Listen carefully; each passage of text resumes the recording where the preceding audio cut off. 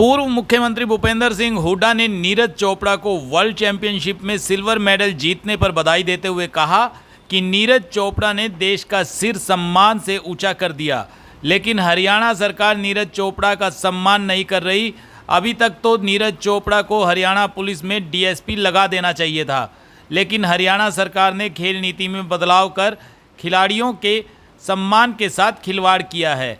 भूपेंद्र सिंह हुड्डा आज रोहतक स्थित अपने निवास स्थान पर पत्रकारों से बातचीत कर रहे थे। वहीं उन्होंने इनेलो नेता अभय सिंह चौटाला और मौजूदा भाजपा व जजपा सरकार को खरी खोटी सुनाई। भूपेंद्र हुड्डा ने कहा कि कांग्रेस सरकार के दौरान जो खेल नीति हरियाणा सरकार ने बनाई थी, उसमें पदक लाओ पद पाओ की नीति के तहत खिलाड़ियों को सम्मान दिया जाता था, लेकिन मौजूदा भाजपा सरकार ने उस नीति में बदलाव करके खिलाड़ियों के सम्मान के साथ खिलवाड़ किया है। जिस नीरज चोपड़ा ने ओलंपिक में और अब वर्ल्ड चैंपियनशिप में मेडल जीतकर देश का सिर ऊंचा किया है, उसका भी सम्मान हरियाणा सरकार नहीं कर पा रही। इसलिए मौजूदा सरकार को चाहिए कि खेल नीति में बदलाव कर खिलाड़ियों का सम्मान करे। भूपेंद्र हुड्डा ने कहा कि प्रदेश में मानसून सत्र शुरू होने वाला है और उसमें कांग्रेस पार्टी हरियाणा सरकार के कामों की पोल खोलेगी, क्योंकि इस सरकार के दौरान कोई भी वर्ग मौजूदा सरकार से खुश नहीं है। हर जगह भ्रष्टाचार का बोलबाला है। साथ ही उन्होंने कहा कि खनन माफिया किस तरह से हावी है, उसका उदाहरण अभी पिछले दिनों देखने को मिला। चोपड़ा ने जो सिल्वर मेडल जीता है उसको लेकर के आपकी बड़ी खुशी की बात है। नीरज चोपड़ा ने जो सिल्वर मेडल जीता है, केवल हरियाणा के लिए, पूरे देश के लिए गर्व की बात है।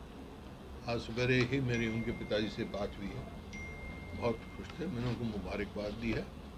और नीरज चोपड़ा ने पहले भी ओलंपिक्स में भी और अब भी जो है पूरे गांव का, प्रदेश का, देश का नाम ऊंचा किया है। बहुत बहुत खुशी है। और लेकिन सरकार को जो सम्मान देना चाहिए था, उसको हरियाणा सरकार ने भी सम्मान वो नहीं दिया, क्योंकि पहले इस किस्म के जो खिलाड़ी थे उनको हम सीधा डीएसपी भर्ती करते थे। अब वो भर्ती डीएसपी बंद कर दी, क्लास 2 और क्लास 1 बंद कर दिया। वो देनी चाहिए इसको। नीरज चोपड़ा ने हमारे लिए गर्व की बात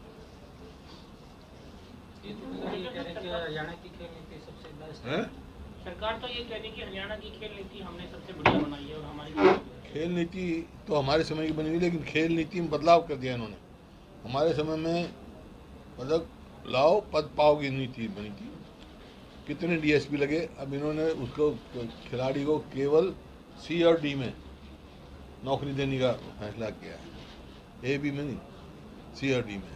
ये गलत है।